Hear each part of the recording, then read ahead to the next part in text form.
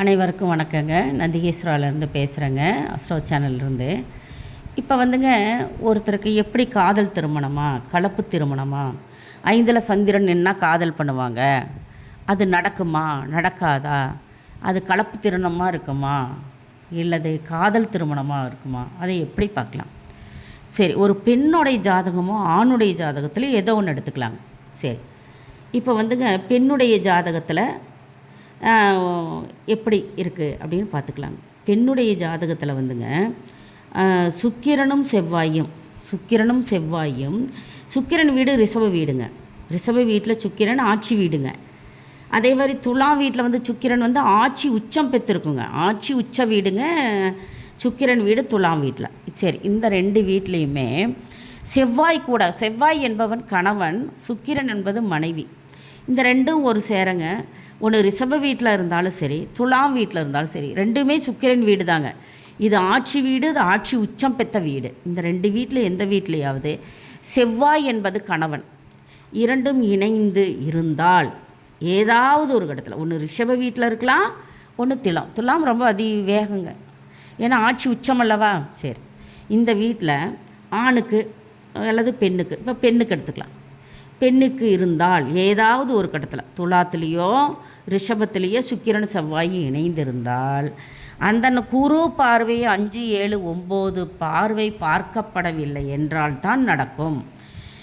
எப்படி பெண்ணுக்கு இப்படி அமைஞ்சிட்டா, அவன் அந்த பெண்ணுடைய கூட பிறந்த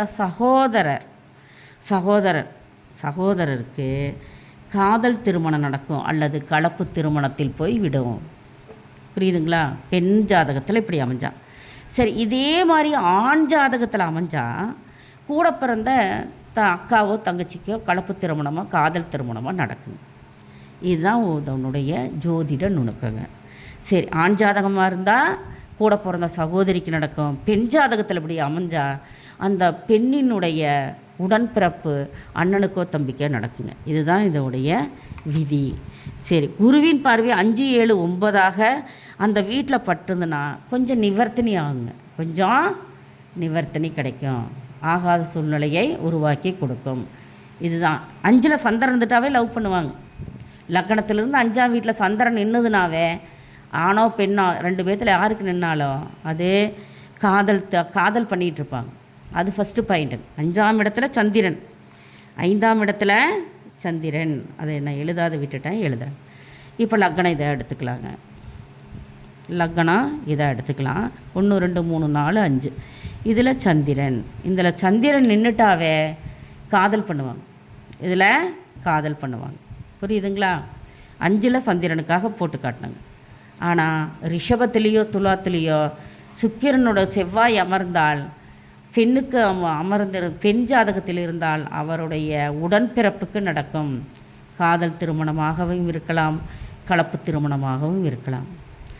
ஆண் ஜாதகத்தில் இப்படி இருந்துன்னா பெண் அதனோட உடன் பிறந்த சகோதரிக்கு நடக்கலாம். இது முக்கியமான பாயிண்ட்டுங்க. நன்றி, சுபம்.